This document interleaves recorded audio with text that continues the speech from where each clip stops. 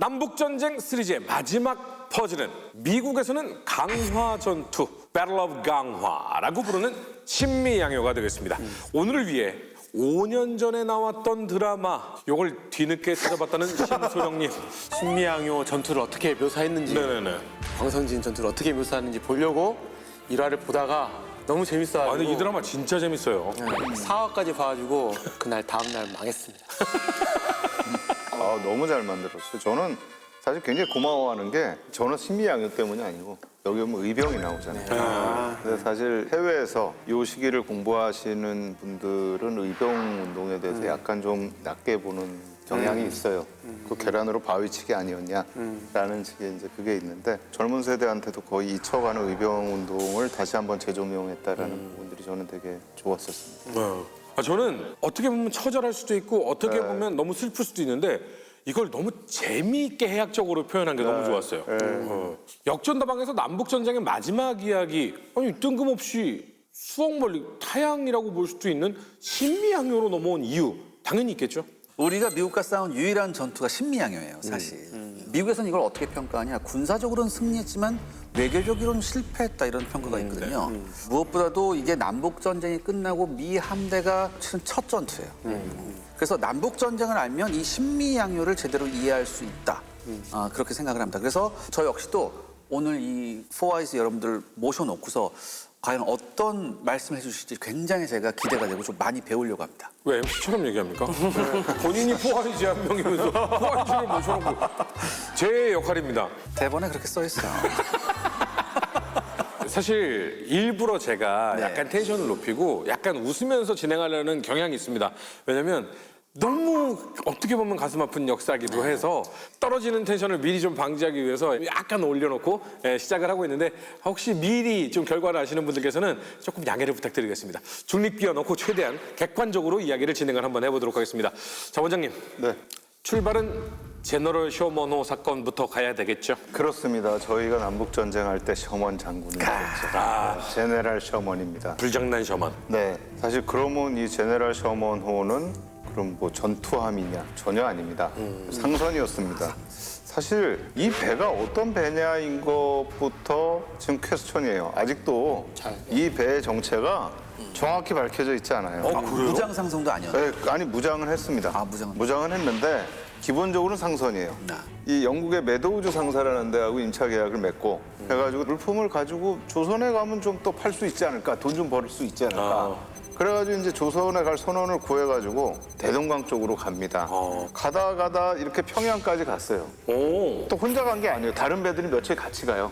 며칠 갔다가 결론부터 얘기하자면 물이 좀 낮아지니까 소리가 약간 낮아지면서 모래톱에 그냥 걸려가지고 아이고. 오도 가도 못한 상태가 돼버리는 거예요. 근데 그런 상황에서 평양에 있는 군중들이 불을 질러가지고 아이고.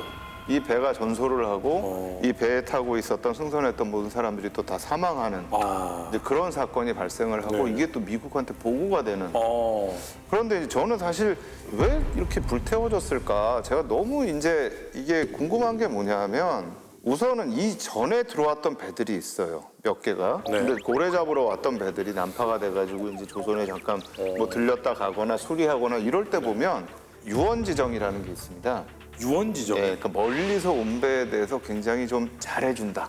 라고 하는. 조선이라는 나라가? 근데 그 원칙에 따라서 이렇게 오면 굉장히 잘해줬어요, 조선 사람들이. 그 기록들을 보면 조선이라는 나라에 가가지고 문제될 게 없다. 그러니까 이게 제네럴 셔먼호 사건이 났을 때도 왜 이전 사건과는 다르게 이 배에서 이런 사건이 일어났을까. 그러니까 사실 학자들 사이에서도 이게 많이 논란이 된 거예요. 그래서 이게 당시 평양 감사가 박규수예요. 박규수요?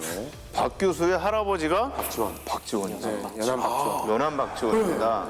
그러니까 북학파의 시조이고 문화에 있었던 사람들이 개화파거든요, 다. 그런데 왜 평양감산 박교수인데 뭐가 안 맞잖아요. 지금 이빨이 안 맞아요. 그러네요. 이게 다 어떻게 된 건가? 거기다 또 이제 북한에 또 문제가 있어요. 북한에서 김일성의 할아버지가 셔먼호를 불태우고 하는데 앞장서가지고 한 공로가 있다. 방법을 알려줬다. 네. 그 철갑선을. 근데 그건 이제 사실이 아닌 걸로 연구자들 사이에 다 나왔어요. 나왔는데 처음에 이제 나왔던 얘기 뭐냐면 박규수의 그 당시에 여러 가지 이 활동상에는 이걸 보면 박 교수가 했을 게 아니다.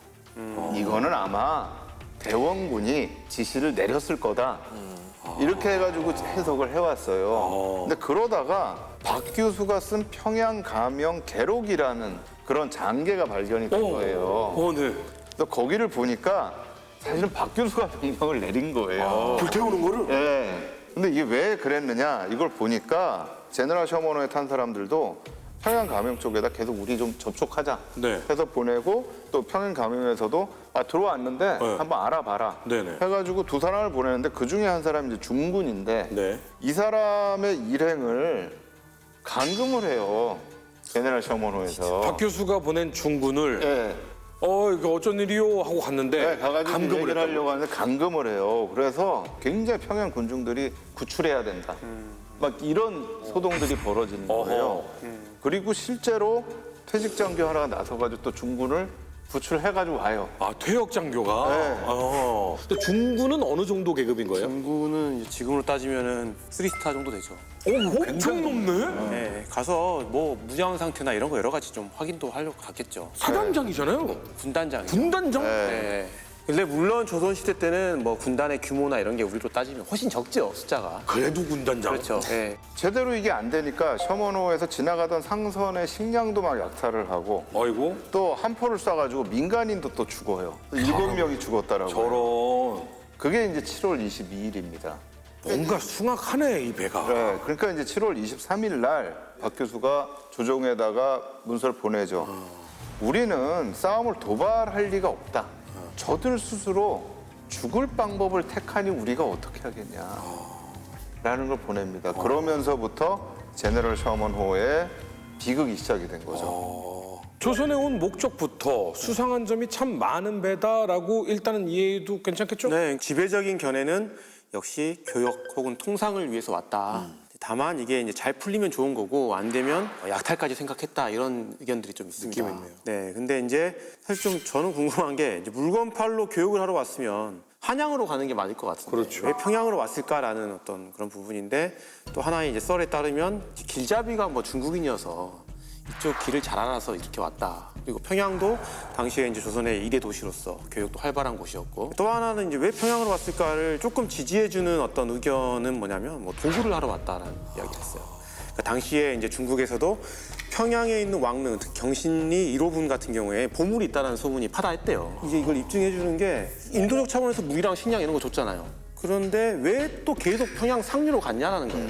살짝 걸렸을 때 우리가 물하고 식량을 줬는데 네. 되돌아간 게 아니라 다시 올라가요? 그러면 뭔가 이런 목적이 있지 않았을까 이제 이런 걸 또 뒷받침해주는 그런 거고 또 하나의 이야기는 역시 그 안에 타고 있었던 사람 중 한 명이 토머스 선교사입니다. 어떻게 보면 카톨릭이 아니고 좀 개신교 입장이었었는데 이 사람이 포교 활동을 하러 왔다. 종교적인 접근 또 이야기인 거죠.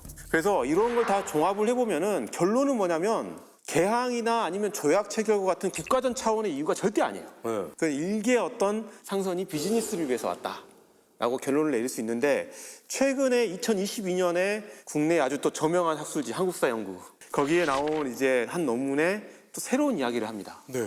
영국의 무역 회사가 조선을 상대로 무기를 밀매하려고 했다는 거예요. 그러니까 매도수 상사가 사실 당시에 판매하겠다고 신고한 물품은 뭐 의류나 유리, 양철 이런 거였고 무기는 없었는데 이게 나중에 이제 67년 5월 10일 날 미 국무장관 슈워드랑 그다음에 영국, 프랑스, 프로이센 뭐 이런 공사와 회의를 하는 과정 중에 슈워드가 그런 이야기를 했대요. 제너럴 셔먼호가 평양에 갔는데 군수 물자를 싣고 대단히 의심스러운 성격의 원정을 했다 이런 이야기를 하는 거예요. 그리고 당시에 이제 조선의 황해감사가 올린 보고서에 따르면 제너럴 셔먼호에 셀 수 없이 많은 조총이 들어있었다. 이런 이야기를 했대요. 사실 승무원 자체는 24명인데 그렇게 많은 총이 필요할까? 이상하잖아요. 그죠? 당시 조선 같은 경우는 무기가 절실하게 필요했던 거예요. 그리고 이 매도우주 상사 같은 경우는 계속 적자였어요. 특히 이제 여러 가지 무역에 실패를 해서 파탄 직전에 있는 상황에서 엄청난 이윤을 얻기 위해서 이 시도를 했다. 당시 무기를 일개 이런 회사가 파는 것은 불법입니다. 청나라에서도 불법이고 미국과 영국에서도 이건 불법 행위예요. 근데 그럼에도 불구하고 모험을 했다는 것은 이 회사가 정말 되게 다급했다. 그런 부분이고 그렇기 때문에 처음에 이제 하급 관리가 찾아왔을 때 나 너랑은 이야기하기 싫어. 조선의 높은 관리를 만나서 이런 걸 하려고 시도를 했다. 약간 이런 거를 분석을 했고 또 이 사건 이후에 메도우스 상사가 영국 회사임에도 불구하고 영국에서도 조용히 사후 처리를 했던 걸 보면은 영국에서도 이게 불법 행위라는 거를 인지를 하고 조용히 묻어가려고 했다. 이런 내용의 이야기를 합니다. 그러니까 미리 합의된 무기 거래가 아니라 네네. 조선이 지금 무기가 많이 필요해. 그러니까 우리가 비싸게 조정해 팔아넘기자. 라는 생각으로 왔는데 그쵸. 하급 관리가 와서 이 총 뭐야 그러니까 이거 알려주면 안 돼. 일단 잡아놔. 한마디로 제너럴 셔먼호에는 서로 다른 목적을 가진 사람들이 여러 명이 탔었다. 해적단 같은 느낌이네. 그러니까 일부는 도구를 위해서 왔고, 일부는 비즈니스를 위해서 왔고, 일부는 선교를 예, 위해서 오고. 일부는 선교를 위해서 왔고, 여러 목적을 가지고 왔다 이거죠. 그런데 문제는 뭐냐? 중간에서 중국인 선장이 내리거든요. 내려요? 네, 이 사람만 살고 나머지는 다 죽었다는 얘기죠. 그러니까 살아서 증언할 사람이 하나도 없다는 게 더 큰 문제예요. 제너럴 셔먼호에 먼저 내린 중국 선장 한 사람을 제외하고는 모든 사람들이 사망을 하게 됩니다. 당연히 본국인 미국에서는 진상 조사를 요구하겠죠. 슈어드 국무장관은 아니 우리가 이렇게 중요하게 생각하는 아시아에서 배 하나가 통째로 불탔단 말이야. 이건 상상할 수 없는 일인데 하면서 이제 격분을 하고 이거에 대해서 반드시 책임을 물어야 된다. 이건 국가 위신과 관계된 문제였거든요. 당시 서양 국가가 동양 국가에게 배 한 척을 완전히 전소당했다는 거는 굉장히 주변 열강들 보기에 체면이 안 서는 일이기 때문에 뭔가 액션을 해야겠는데 이거 당장은 여의치 않고 좀 묵혀두던 상태였죠. 그러다가 이제 1869년에 그랜트가 대통령에 취임을 하고 그때쯤부터 이제 미국이 어느 정도 전후에 어수선한 게 정리가 되니까 그래 이제 우리 아시아 쪽에서 좀 미뤄뒀던 일들이 있지 이거 보복을 이제는 해야겠는데 이제 마침 우리가 아시아 쪽에 함대도 재정비하고 있으니까 그 뭔가의 행동을 준비하게 되죠. 조선을 열어야 된다라는 얘기는 이미 남북전쟁 이전에도 나왔었어요. 물론 본격화된 건 아니지만 이 얘기가 나와서 주인이 없고 비어 있는 곳이다. 그러니까 우리가 가가지고 뭔가를 해야 된다. 이런 생각을 하고 있을 때인데 이제 뭐 남북 전쟁 나고 그러니까 정신이 없었고 페리 제독이 가가지고 흑선이 일본을 열었어도 그 다음에 미국이 한 게 없잖아요. 그쵸. 그게 사실은 미국의 현주소였어요. 그 당시에는. 여력이 없는 상태. 네. 그러니까 해야 뭐 영국이나 프랑스와 좀 협력을 하는 정도 네네. 그 이상의 것은 할 수가 없는 그렇다고 뭐 러시아하고 손을 잡을 수는 없고 이런 상황이었죠. 네, 맞습니다. 이 미국이 해양력의 한계 때문에 이 당시 뭔가를 우리가 좀 역할을 더 해야겠는데 못하는 이 답답함이 있던 상황이었습니다. 느끼게 된 계기가 뭐냐면은 1867년도에 대만에서도 비슷한 일이 있었어요. 미국 상선 로버호가 대만 쪽 바다를 지나가다가 풍랑을 만나서 이제 대만 해안에 좌초됐는데 대만도 원주민들이 많이 있지 않습니까? 청나라의 영향력이 덜 미치고 그래서 이쪽 사람들이 이건 뭐야? 웬 오랑캐들이 우리 해안에 밀려왔어? 하면서 이것 역시 서원들 다 죽입니다. 이 사건이 벌어지니까 당연히 제너럴 셔먼호 사건도 있었는데 격분을 해갖고 빨리 대만에 파견해서 저것도 보복을 해야겠다 하고 군함을 파견합니다. 그러면서 대만 해안에 상륙을 해서 좀 들어가다가 실패해요. 왜냐하면 이 원주민들이 조금 싸우다가 내리고 쭉 들어가 버립니다. 근데 대만이 굉장히 산도 깊고 많이 험하잖아요. 그래서 좀 가다가 이거 못 가겠다. 더 이상 들어가면 진짜 위험해지겠다 해서 그냥 다시 나와버립니다. 그러면서 상당히 아시아 쪽의 열강들 입장에선 약간 좀 조롱거리도 됐어요. 쟤네 뭐 칼 뽑는 거 하면서 뭐 별로 하지도 못하네. 역시 미국은 아직 1위 국가야. 집안 싸움만 할 줄 알았지 밖에 나가면 좀 그렇죠. 우리가 이거 화끈하게 뭘 좀 보여줘야 되겠는데 이거 자꾸 이렇게 우리가 얕잡아 보이면은 이거 국격이 살지 않는데 그런 생각들이 있었던 거죠. 신미양요 강화 전투 조선 원정의 책임자는 어떤 사람이 선임이 됩니까? 네, 전권을 쥔 책임자는요, 당시 청나라 주재 미국 대사 프레딕 로우였습니다. 그리고 포함 외교를 맡은 책임자는 미 아시아 함대사령관 로저스 제독이었죠. 이 로 대사는 은행가 출신으로서 하원 의원을 거친 사람이에요. 그래서 남북 전쟁 당시 캘리포니아 주지사를 역임했던 사람입니다. 이런 로 대사한테 이제 미 정부에서 어떤 지시가 내려왔냐? 남파선 선언 보호를 위한 조약을 체결하고 기회가 있을 경우에는 조선에서 상업적 이점을 얻어라. 무역로도 어떻게 한번 이렇게 좀 그런 것도 있었고. 그 조선에 가서 앞으로 난파된 사람 너희들 앞으로 공격하면 안 돼라는 조약 체결해라. 그렇죠. 그런 것도 있었고 그다음에 로저스 제독은 미 해군 명문가 출신입니다.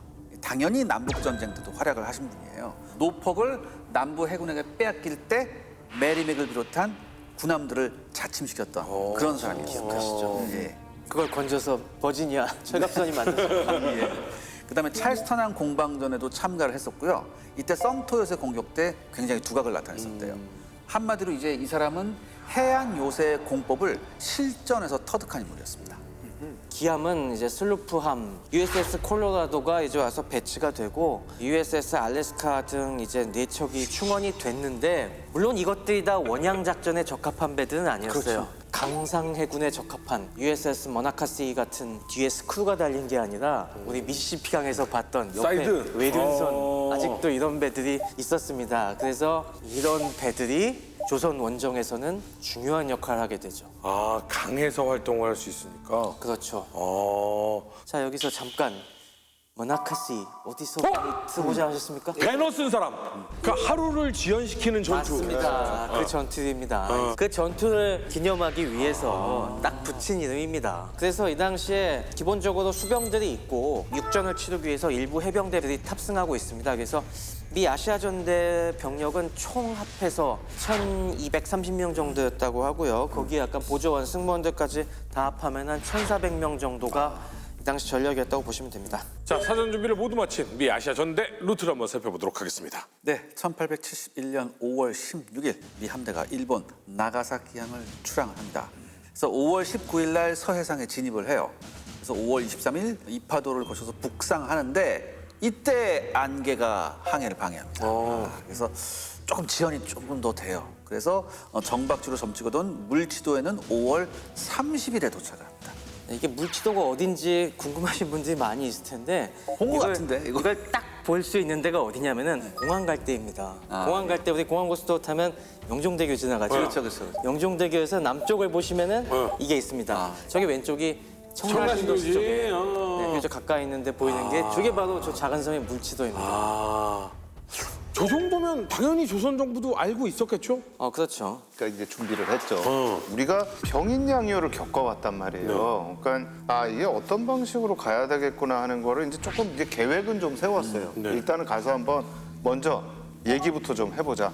그리고 또 계속 올라오면은 우리가 봉화를 좀 해가지고 어느 정도 상황인지에 대한 것도 우리 좀 서로 이렇게 연락을 하자 하면서 이제 처음에 조선의 입장을 전달을 합니다. 사실 우리는 별로 살 것도 없고 별로 팔 것도 없고 또 지금 우리가 그걸 살 여력도 없고 그리고 제너럴 셔머노에 대해서는 이미 박 교수 감사께서 다 얘기하지 않았냐. 원래 우리 잘하고 싶었는데 얘기했는데 뭐 자꾸 오냐. 이런 입장을 일단 전달을 했어요. 전달하고 났는데도 이제 미 함대가 계속 이제 이동을 하니까 조선의 지방관리 3명이 미 함대를 찾아갑니다. 사실 미국 쪽에서 생각한 거는 나는 대사도 오고 그래도 함대 사령관도 오고 했는데 이 로 대사가 야, 협상 권한 있는 사람 좀 보내라. 국무장관급은 와야 되지 않겠냐? 안 되면 차관급이라도 와라. 장차관급 일단 와야 되는. 정일품이 안 되면 종일품이라도 와서. 그 외교 담당자가 진짜로 와줘야죠. 그렇죠. 그래서 이거를 이제 전달하면서 제너럴 셔머노 진상조사하고 통상교섭을 청하러 그러면 우리는 한양까지 갈 생각이 있다. 라는 걸 또 전달을 해요. 근데 이게 이제 가려고 그러면 문제가 뭐냐면 이것도 제너럴 셔머노처럼 되면 안 되잖아요. 그렇죠. 자초되면 안 자초되면 안 되죠. 그러니까 깊이가 얼마나 되는지 우리가 이거 갈 수 있는 건지 이 지역을 이제 조사를 지금 이제 시작을 하는 겁니다. 근데 지금 저분들은 영어를 할 줄 아는 거네요? 영어 못하죠. 영어를 어떻게? 영어 할 수 있는 통역이 없었죠. 그럼 누구랑 어떻게 대화를 해요? 아시아 전대에서 통역을 데리고 왔습니다. 기본적으로는 중국인들 통역을 그렇죠. 데리고 와서 대신 통역을 해주고 이런 것들이 있었죠. 조선에 뭐 공식적인 영어 통역은 없었어요. 근데 저때 당시에도 사진을 이렇게 다 찍고 그랬었나 봐요. 신기하죠. 저게 사실 그 전에 병인양요와 다른 점이죠. 신미양요는 이게 다행인지 불행인지 모르겠습니다만은 사진이 적지 않은 수가 남아 있어갖고 우리가 지금 경과에 갔다가 좀 더 자세히 알 수가 있는데 이것도 하나의 시대의 변화라고 볼 수가 있습니다. 이때 이 아시아 전대와 동행했던 사진사가 펠릭스 베아토라는 사람입니다. 이름 보시면 딱 느낌이 오시겠지만 원래 이탈리아계예요. 그래갖고 이 당시 이 사진 초창기에 인도나 이런 곳을 돌아다니면서 막 사진을 찍어서 유럽과 미국의 여러 언론에 이 사진을 팔아서 좀 히트를 치던 사람이었습니다. 당시 이제 서양에서도 동양에 대한 아시아에 대한 여러 가지 개항이 이루어지면서 이 아시아의 문물에 대해서 되게 관심을 갖고 있었는데 자료가 부족하잖아요. 맨날 이제 스케치만 있으니까 조금 더 리얼한 자료가 있었으면 좋겠다. 그런 점을 파고든 사진사죠. 미 아시아 전대에서 우리 이번에 가는데 같이 동행하시겠소? 라고 이제 태운 겁니다. 이것도 일종의 미디어전을 같이 했다는 거죠. 근데 지금 저게 그 사진사가 찍은 사진이라는 거죠? 네. 근데 문명을 응시하는 조선인이라는 저 제목은 누가 붙인 거예요? 그러게요. 궁금하네 저거. 그 사진의 제목 아니에요, 저게? 저게 그 작가가 붙인 이름이에요? 예. 그러면 자기네들의 문명이고 그러니까 내 말이 그 말이죠. 응시하고 있다. 그러니까 한마디로 문명을 응시하는 조선이 그럼 조선은 문명이 없다는 얘기. 딱 제목이 문명을 응시한 조선인이라는 이 제목은 약간의 논란이 있습니다. 아, 그래요? 그러니까 저 당시 베아토가 신미양요 기간에 걸쳐서 총 47장의 사진을 찍었는데 네. 이 사진을 갖다가 여러 이제 언론사 같은 데 팔고 자기가 사진집을 만들어서 그것도 막 전시회 띄우고 그래요. 그래서 어떤 때는 저런 제목이 붙어 있는 경우도 있었고 어떤 때는 또 다른 제목이 붙어 있는 경우도 있어갖고 저거 하나만이라고 얘기할 수는 없는데 그 시선 자체는 맞습니다. 저 당시에는 아무래도 백인 우월주의 성향이 워낙 보편화돼 있었기 때문에 야 그래 우리가 이번 기회에 저 미개한 조선을 개화시키러 문명의 맛을 보여주러 갔다라는 그런 의도가 어느 정도 담겨 있죠 저기. 자, 느낌상으로는 야, 니들 문 열어. 근데 우리가 좌초되면 안 되니까 저 가가지고 좀 높이 좀 재고 그리고 니네 포 쐈다가는 가만 안 둬라고 하는 게 미국의 입장인 것 같고요. 야, 이것들 뭐 이씨 크기만 컸지. 니들하고 비슷한 애들 한번 이긴 적 있어. 이게 조선인 것 같은 느낌이거든요. 자, 상황 진행 상황 심선영님 어떻습니까?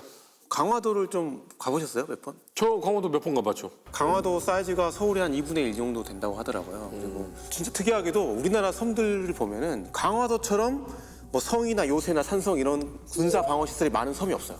그러니까 왜 이렇게 많을까? 그러면 강화도는 전통적으로 이게 서울에 또 가깝잖아요. 네.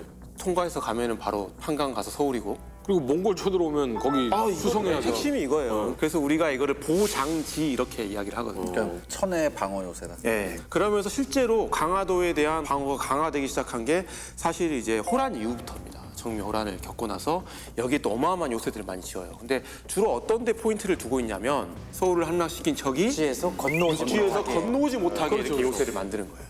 그런데 프랑스의 공격, 병인양요를 한번 겪고 나니까 이제는 단순히 육지에서 오는 적이 아니라 바다에서 서해를 통해 가지고 서울로 오려는 적을 막아야 되는 거예요. 물길을 막아야 된다. 네, 물길을 막아야 되는 상황이 된 거예요. 그래서 이제 강화 해협이라고 김포랑 강화도 사이의 이 해협입니다. 네. 이걸 어떻게 막을까? 근데 여기서 그래서 실제로 이 강화 해협 일대에 어마어마한 요새들이 이미 만들어져 있었고 그걸 더 강화를 시키는데 그 중에서도 사실 여기를 통과하기 위해서 지나야 될 곳이 하나가 있는데 정말 허물로가 하나 있습니다. 이 강화 해협에 있는 손돌목입니다. 직접 가셨어요, 이 기자님? 152년이 지났잖아요. 네. 그러니까 지형의 변화는 조금 있는데 신량요 당시 손돌목 돈대는 지금 우리가 손돌목 돈대하고 용두 돈대라고 또 있거든요. 요 두 군데를 가리켜요. 여기가. 그다음에 미 아시아 함대 작전지도를 보면 여기를 이제 메키 요새로 표기된 곳이 있는데 여기가 이제 손돌목 돈대이고 엘보 요새라고 된 데가 바로 오늘날의 용두 돈대입니다. 이렇게 생겼나 보죠? 그렇죠. 네. 이렇게. 나와 있어요. 두. 여기 딱 지도를 보시면 아, 그러네. 네.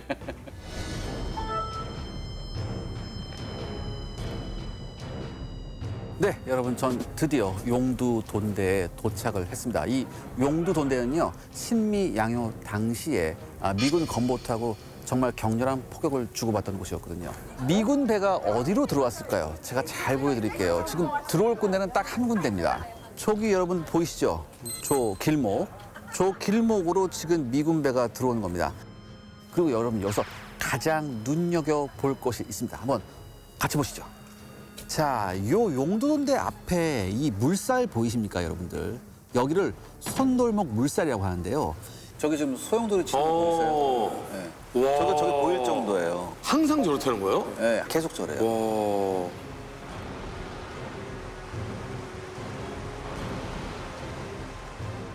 여기 일대에 또 이제 요새들을 엄청나게 만들어 놓고 심지어 그 건너편에 있는 덕포진이라고 또 여기도 또 이제 강화를 시킨 겁니다.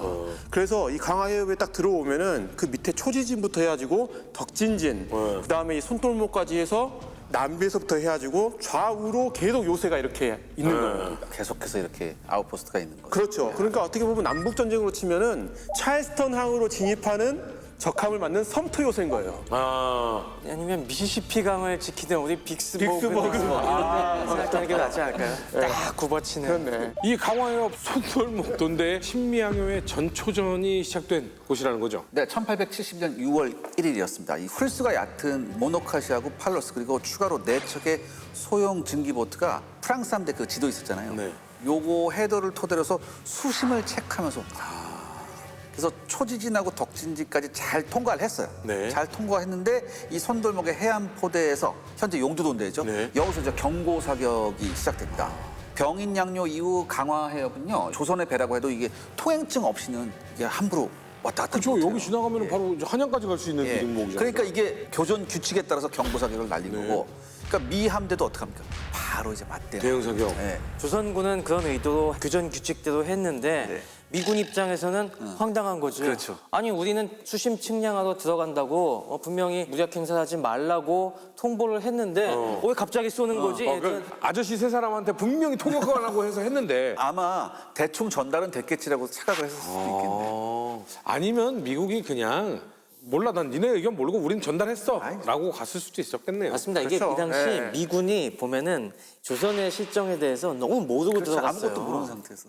이 용두도인데 이제 가보면 홍익포가 한문 전시가 돼 있어요. 근데 이 홍익포 여러분 잘 아실 거예요. 네. 남한산성에서 나오잖아요. 이게 홍이, 그러니까 머리털 붉은 서양 사람들을 이제 지칭하는 말인데 16세기의 네덜란드인에 의해서 명나라에 전해진 대로죠. 조선은 1630년에 진주사로 명나라 갔던 정두원이 귀국할 때 홍익포 제본이라는 걸 가져와요. 여기서 제작을 하려고 하는데 그다음에 네덜란드 최초의 이제 귀화한 사람 박연 그 사람도 박연. 이제 요거의 제작에 상당히 기여를 합니다. 그래서 현종 5년, 그러니까 1664년 남만대포 12문이라고 이런 기록이 있는데 조선이 네덜란드 등의 서양인을 부를 때 남만이라고 부르는데요. 통칭해서 부른 거죠. 그래서 요게 홍익포일 가능성이 굉장히 크다. 그다음에 영조 7년에도 이제 홍익포를 새로 제작했다는 그런 기록이 있어요. 포의 사거리가 한 10여리에 달했대요. 4km. 10여리 4km면 맞지 아까 않을까라고 그 했는데. 기자님 근데 봤던 그 거리면 충분히 갈 만한데. 문제는 뭐냐면 명중을 기대하기가 굉장히 힘든 데보죠 이게. 거기 가보면 이게 피봇 마운트가 그런 게 아니라 그냥 대충 포가 위에 얹어져 있는 예, 거예요? 얹어 있는 거예요. 그래서 한 발 쏘고 이것도 포열시켜야 되고 제자리에 갖다 놔야 되고 이런 과정이 굉장히 길어요. 그래도 이제 미 아시아 전대가 그래도 좀 화력이 약한 배가 간 거잖아요. 그래도 식량가로 갔으니까. 그렇죠. 강화해협이 수심이 어느 정도인지 모르기 때문에 그나마 얕은 강에서 활동이 가능한 이제 건보트 2척을 먼저 집어넣은 거죠. 이 건보트가 이게 뭐 별거 아닌 것 같이 보이는데라고 할지 모르겠지만 아닙니다. 남북전쟁 보셨으면 아시겠지만 미시시피 전역에서 그 치열한 전투를 펼칠 수 있게 대활약했죠. 만든 배들입니다. 그 박격포 달고 있었던 박격포도 달고 이 당시에 여러 가지 직사포도 있었어요. 이 정도면은 주력 함포들을 탑재할 수 있을 정도의 강도가 됐고요. 그래서 이 모나카시 같은 경우를 보시면은 여기에는 8문의 포가 기본적으로 장착이 되어 많이 있었습니다. 그래서 20파운드 달그랜 강선포가 탑재되어 있었고 저건 20파운드짜리 포탄을 갖다가 한 2,000m 정도 날릴 수 있는 그런 위력을 갖고 있었고 그 다음에 또 탑재된 게 60파운드짜리 거의 한 7km 정도까지 쏠 수 있는 그 다음에 8인치 달그랜 쉘건을 또 4문을 갖고 있었습니다. 안에 화약을 충진해 갖고 신관을 달아서 날아가다가 뻥 터지면서 파편을 흩뿌리는 그래서 이 점을 우리가 이제 주목해 봐야 되는데 우리가 단순히 포가 몇 문 있느냐도 중요하지만은 포탄 자체가 위력이 완전히 달랐습니다. 그러니까 포문 수는 조선이 훨씬 많잖아요 지금. 네, 조선은 그냥 쇠공을 쏘는 거예요. 네. 근데 그 쇠공으로는 이 단단한 목재로 만들어지거나 철갑을 두른 미국 배에 타격을 주기가 굉장히 힘들었는데 반해서 미군이 건보트에 싣고 온 이 포들은 파편으로 쓸어버릴 수 있는 이런 위력이 있는 포들을 싣고 왔다는 거죠. 이거 아무리 우리도 쏠리다 탄이라도 핫샷이라도 좀 쏠 수 있었으면. 아, 우리 핫샷은 안 쐈죠. 보통 그때 이제 본때를 보여주기 전에 마지막 경고를 하게 되거든요. 뭐라고 이제 마지막 경고를 합니까? 6월 10일까지 우리한테 사과를 하지 않으면 우리가 너희 본때를 보여주겠다. 공격한다. 그래서 조선 정부한테 욕을 합니다. 사과라는 게 어떤 거예요? 잘못했습니다. 공식적으로 문서 보내달라는 거죠. 와서 아니면 관리가 직접 와서 사과를 하든지. 우리가 실수했다 이런 사고. 이런 거 하라고 하는데 중요한 거는 날짜 10일 이게 중요한 게 아니고 사실 이 솜돌목 포격전을 빌미로 이미 로저스 제독은 지상군을 상륙시켜가지고 요새를 공격하고 파괴시킬 결심을 했다라는 거예요. 개항을 하려고 최악의 상황 같은 경우는 한양까지 가야 돼요. 그러면 한강으로 가야 되잖아요. 네. 그럼 어찌됐든 간에 뭘 뚫어야 됩니까? 강화 해협을 돌파해야죠. 돌파를 해야 되는 거예요. 네. 그래서 여기 있는 요새들을 점령을 하면은 그 차후 작전에 대한 발판을 어떻든 잡을 수 있을 것이다. 그러니까 왕으로 가는 길목을 강화만 뚫어내면 막을 길목이 이제 더 이상 없으니까 그렇죠. 협상 네. 테이블에 나앉을 것이다. 네네. 지금 이게 지금 이제 미국의 전략이잖아요. 그렇죠. 그럼 조선의 전략은 뭐예요? 조선군 같은 경우는 당시에 이제 강화도 전체를 방어하는 병력이 한 3,000명 정도가 있었습니다. 사실 병인야교 때 뭐 엄청난 피해를 봤지만 조선 입장에서는 승리를 했던 거예요. 프랑스군을 몰아냈으니까. 근데 어떻게 승리를 했냐면 결국에는 내부로 끌어들였어요, 프랑스군을. 네. 결국 정족산성에서 끌어들여서 싸워서 이겼어요. 마찬가지로 이번에도 미군을 내륙으로 유인을 해야겠다라는 거죠. 그리고 이제 미국은 어떻게 이제 이거 싸우려고 했냐면 미군이 잘했던 거 있잖아요. 남북 전쟁에서 헨리 요새, 도넬슨 요새, 그다음에 빅스버거 전역에서 숱하게 해봤던 함포 사격 공격과 상륙 부대의 합동 공격을 또 하려고 합니다. 그래서 함대 사령관이 있잖아요. 로저스가 있는데 이제 공격 부대 지휘관도 또 있습니다. 이제 로저스 제독으로부터 야, 너 이제 함포 사격이 이루어지면 상륙해서 요새를 점거해라라고 이제 명령을 받게 됐고 이 사람이 봤을 때는 그 세계 진지, 세계 조선군 요새, 그러니까 초지진, 덕진진, 그 다음에 제일 위에 있는 순돌목돈대까지 다 장악을 하는데 22시간 정도를 예상을 합니다.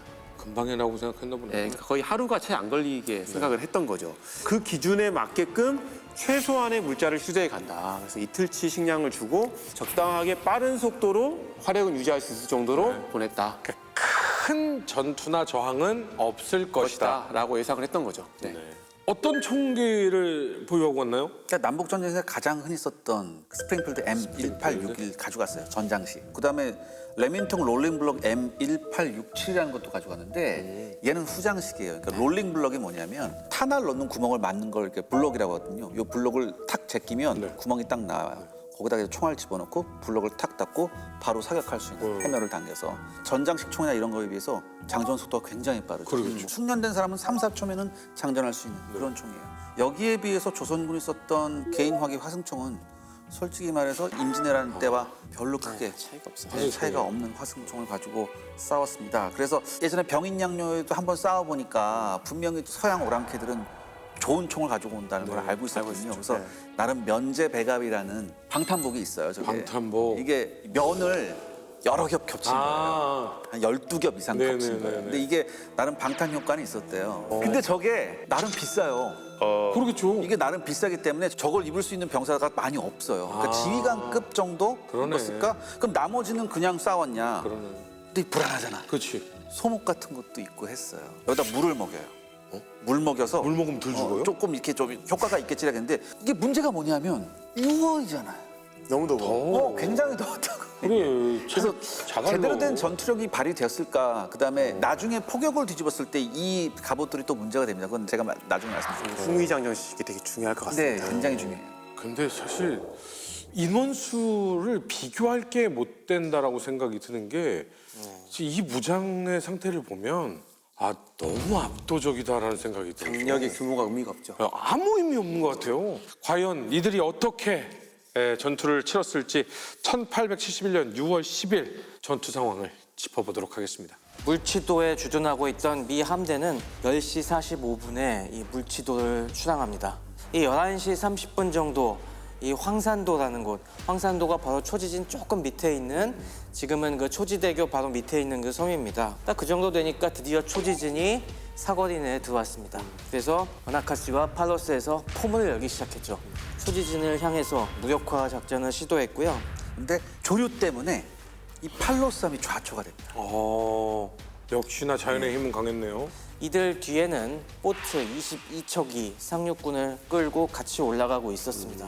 총 병력 651명 그리고 곡사포 7문이 실려서 12시 반부터 상륙을 시작했는데 초지진이 저 위쪽에 있으니까 초지진의 조선군 포는 이 정도까지 못 와라는 쪽으로 충분히 내려가서 곳에 상륙했습니다. 그곳이 지금 초지대교 있는 그쪽쯤이도 지금 추정이 됩니다. 지금은 거기에 이제 커다란 네, 쇼핑몰이 하나. 지금은 거기가 완전히 이제 매립이 돼갖고 맨땅이 돼 있는데 그 정도까지 이제 그 당시는 다 갯벌이었고요.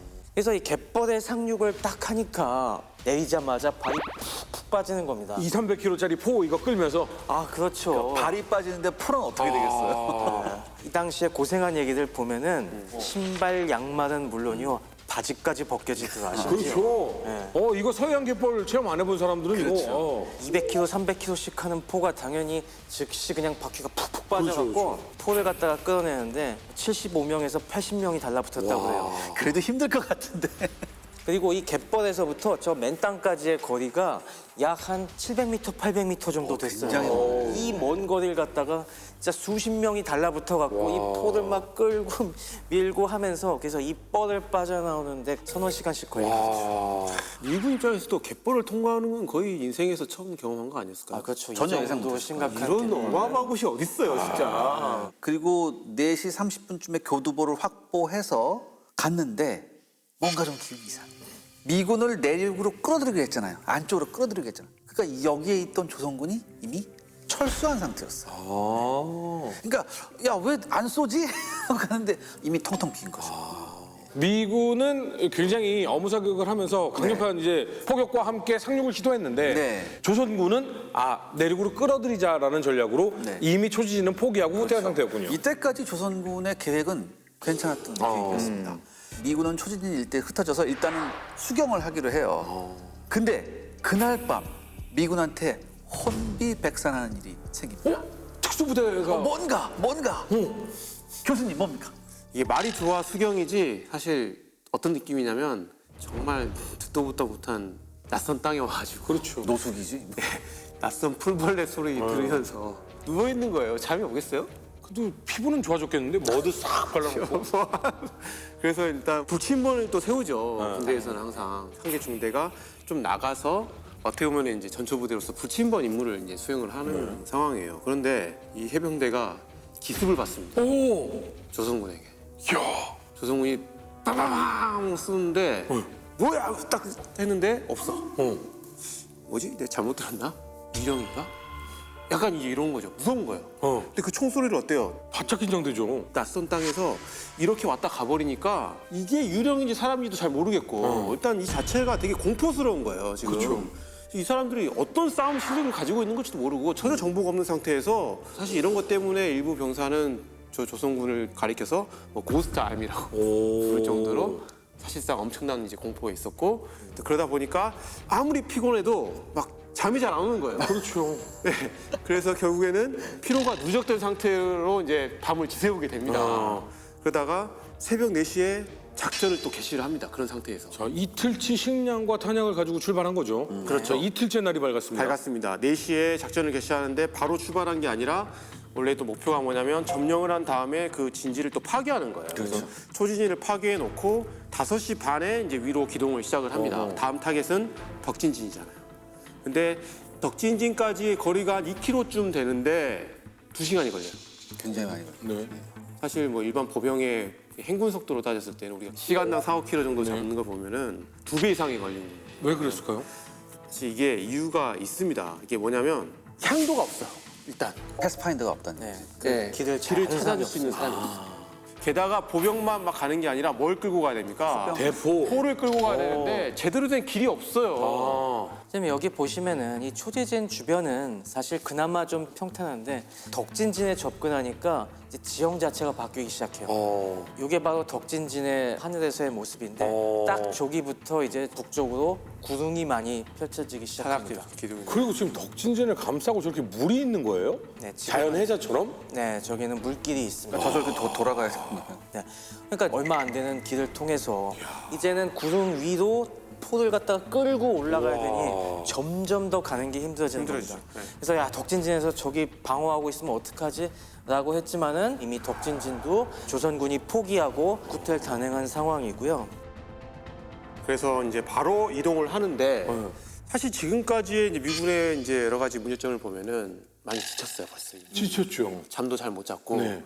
게다가 이제 오전이긴 하지만 이제 해가 뜨고 나니까 햇빛이 따가워요. 굉장히 덥고 막 여름이잖아. 한여름 지금 6월 중순. 와, 이게 6월 중순. 이게 어느 정도냐면 제가 아까 그 소못 물 적셔서 했다고 그랬잖아요. 이게 물을 적셨는데 소못이 30분도 안 돼서 마를 정도로 굉장히 태양이 따가웠대요. 피로가 누적되고 있는데 또 하나의 문제가 뭐냐면 이동간에 측방에서 조선군이 계속 위협하는 거예요. 그러니까 완전히 전면 공격을 해오는 건 아닌데 네. 보일 듯 말 듯 하다가 총을 뻥뻥 쏘고 또 가고. 게릴라전 이쪽에. 예. 제가 그래서 조선군의 이동 경로를 지도에 표시해 왔는데요. 네네. 이 덕진진에서 해안 가까운 구동을 따라서 손돌목 돈대를 향해서 미군이 움직이기 시작한 겁니다. 근데 바로 그 옆에 대모산이라는 작은 산이 있어요. 맞아요. 바로 이 대모산을 조선군도 굉장히 중요한 곳이라고 인식했기 때문에 바로 이 대모산 주변에 매복을 해 있었던 겁니다. 숨어서 막 총격을 해대요. 이쪽 대열을 향해서. 일로 오라고. 근데 문제가 뭐냐면은 이게 거리가 저 대모산 능선 쪽부터 미군의 기동로 사이가 한 200m 정도 됩니다. 사거리가 안 나와. 워낙 길어갖고 맞지도 않을 뿐더러 설령 맞는다고 해도 치명적인 살상을 할 상황이 안 되고. 활강총이잖아요. 그렇죠. 반면에 이 미군 입장에서 굉장히 성가신 겁니다. 저것들 그러면서 계속 전진하면서 위협 사격을 서로 주고받으면서 이제 전진을 한 겁니다. 네. 심 소장님 말씀하신 것처럼 조선군은 어떻게든 내륙으로 야 우리 저기 있는 걸 보고 쟤들이 이제 쫓아서 이쪽 산 쪽으로 와 넘어오면은 그때 매복해서 이제 한꺼번에 근거리에서 덮치려는 걸 시도했었을 것 같은데 미군은 이미 올 때부터 그런데 볼 필요 없이 빨리 손돌목까지만 점령하고 물러나자는 계획을 세웠기 때문에 안 말려들고 있었던 겁니다. 그러니까 안 말려들 거죠 미국이. 그러니까 이게 조선군의 계획에. 너무 피곤하게 만들었어. 좀 덜 피곤했으면 저쪽도 한번 치고 가자라고 할 수도 있는데 왜냐면 나중에 손돌목 가는데 뒤 후방을 공격당할 수 있으니까 저거 제거하고 가자라고 할 수도 있는데 너무 피곤.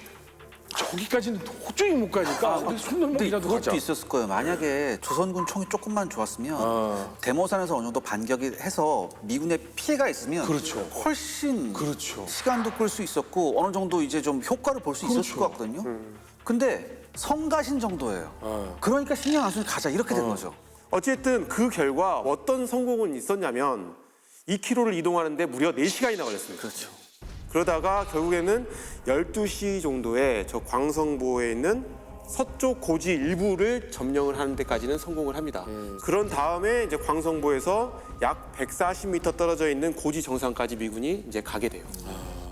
저 당시에 그래서 배치를 보면은 아무래도 뒤에서 계속 성가신이 나타나니까 미군도 전 부대를 갖다가 손돌목 공격에 투입하지 못합니다. 그게 야 중요합니다. 이거 우리 네. 거기 전방에 투입했다가 그 사이에 저놈들이 우리 배후를 치면 어떡하지 하면서 그 배후의 고지에다가 일부 포와 3개 중대의 후비대를 남겨놓습니다. 그래서 축구방 어머가 완성된 상태에서 주력 7개 중대가 저 손돌목 던대를 향해서 계속 바짝 조여가고 있는 상황이었던 거예요. 그게 진짜 중요한 포인트인 것 같아요. 그러니까 모든 중대가 병력이 다 손돌목 공격에 가담을 한 게 아니라 계속 조선군이 위협을 해왔기 때문에 저기도 어떻게 보면 막아야 된다라는 어떤 생각이 있었던 부대 배치인 거잖아요. 아 근데 뭐 물론 손돌목의 주력 부대가 우리도 조선군이 있었겠지만 너무 안타까운 것이 내륙으로 조금만 더 끌어들일 수 있었더라면 훨씬 더 좋은 방어를 할 수 있었는데 그렇죠. 끌어들이지는 못하고 결국은 미군의 주력은 손돌목을 향하고 있습니다. 자 원장님 손돌목을 지키는 장수는 어떤 장수였습니까?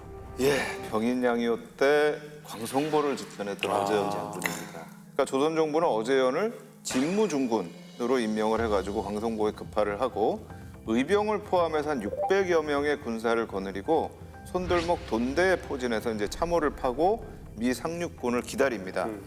근데 지금 이 손돌목 돈대에 포진을 했다는 거 사실 이제 뒤로 더 물러서면 물에 빠져 죽는 거예요. 그러니까 여기서는 진짜 결전을 딱 하겠다라는 생각을 가지고 버티는 거죠.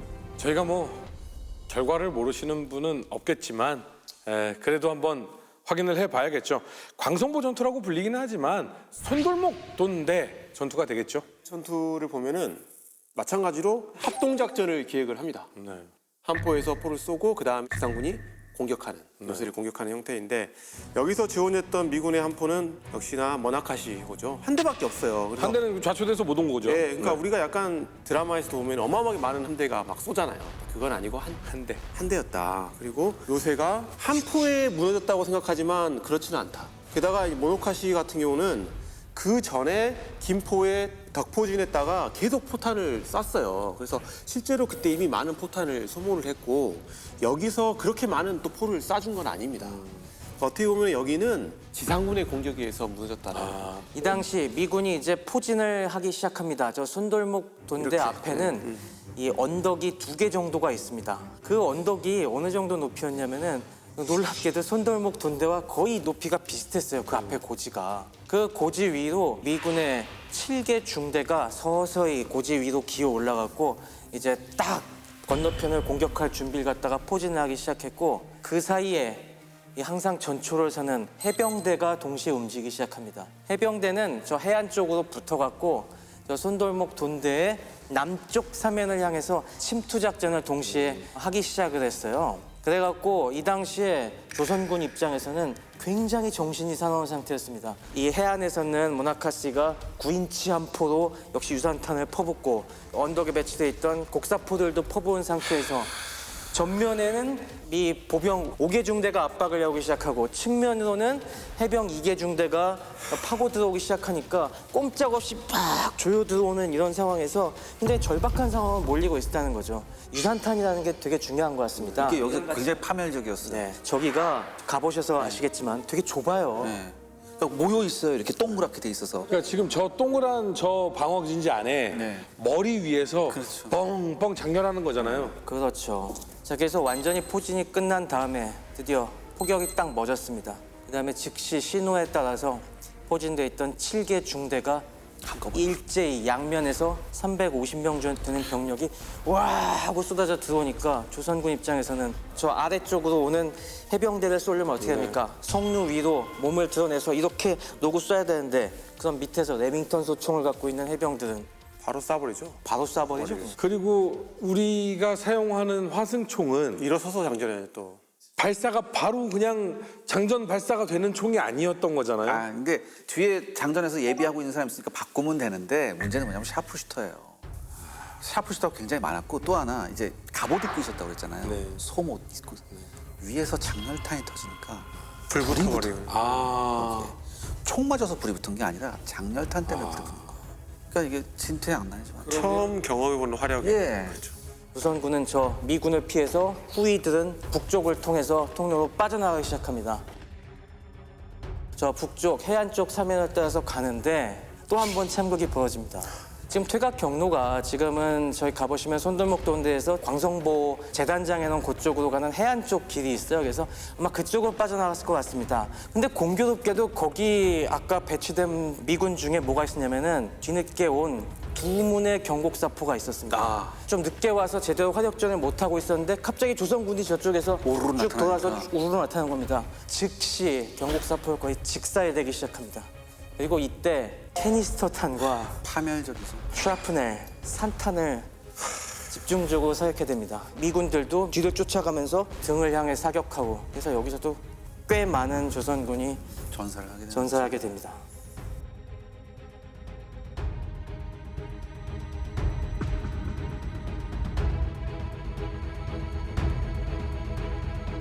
근데 너무 안타까운 게 참 이런 상황에 이제 압도적인 차이잖아요. 압도적인 화력.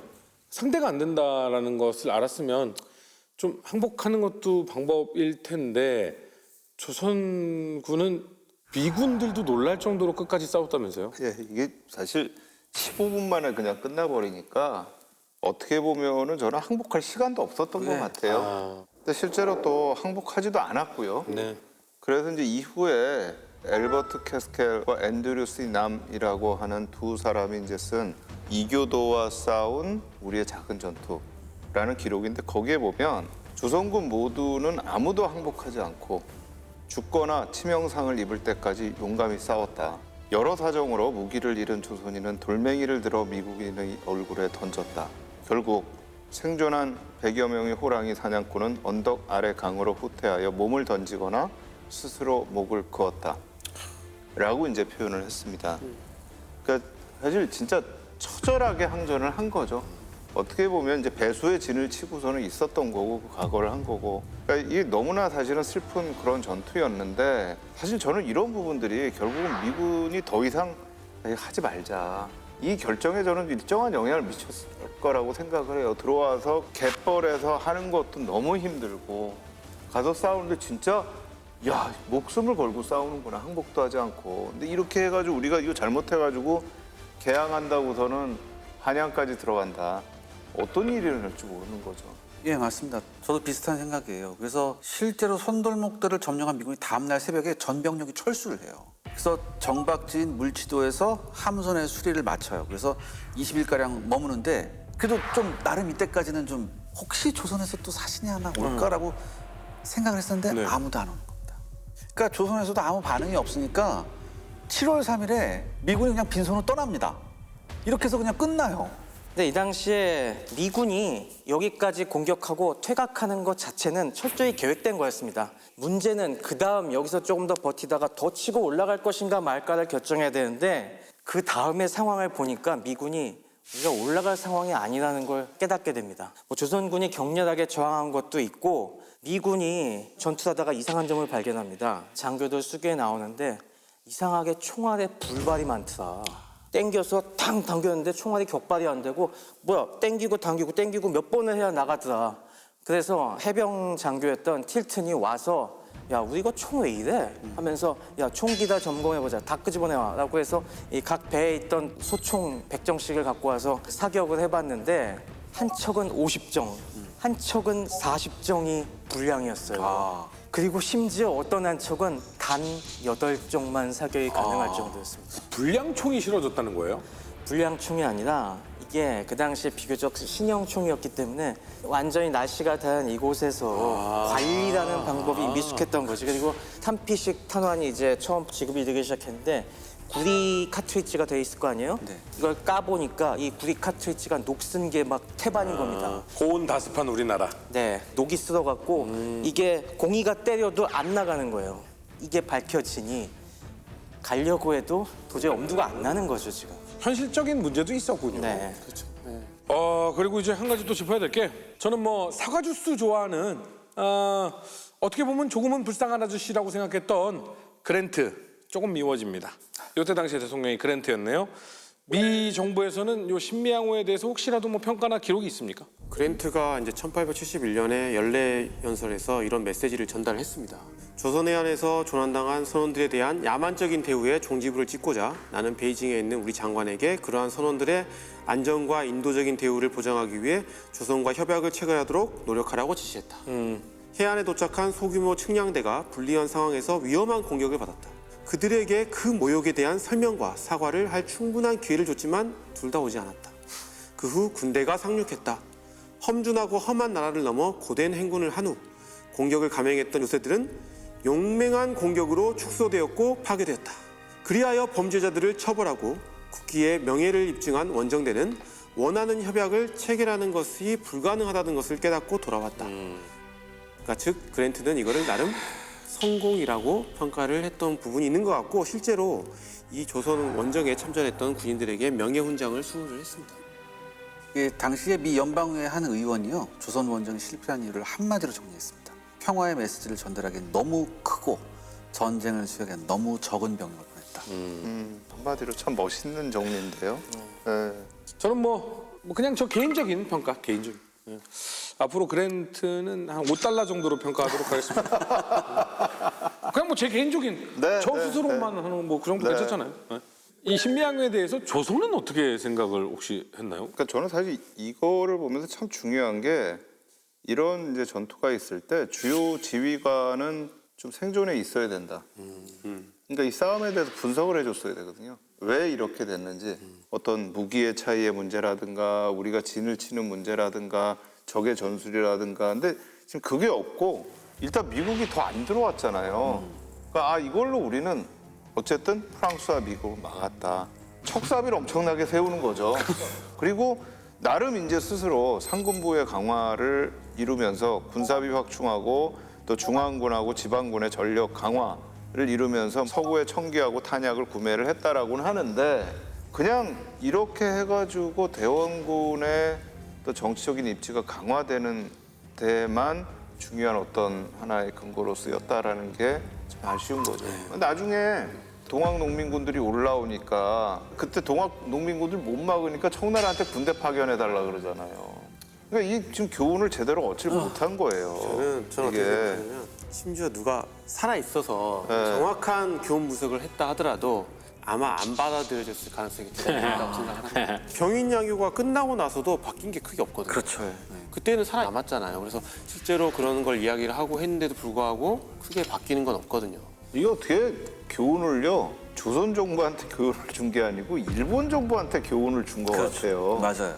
그러니까 이 신미양요 이때도 올 때도 일본은 미국 배를 좀 타고 와가지고 한번 해보고 싶은 생각이 있었는데 안 태워주니까 야, 안 되겠어. 우리가 가서 정복해야 되겠구나. 그때부터 이제 정보를 캐기 시작을 하는 거예요. 들어와가지고. 정보를 엄청 깼죠. 미국과 일본의 가장 큰 차이는 정보력이었던 것 같습니다. 예.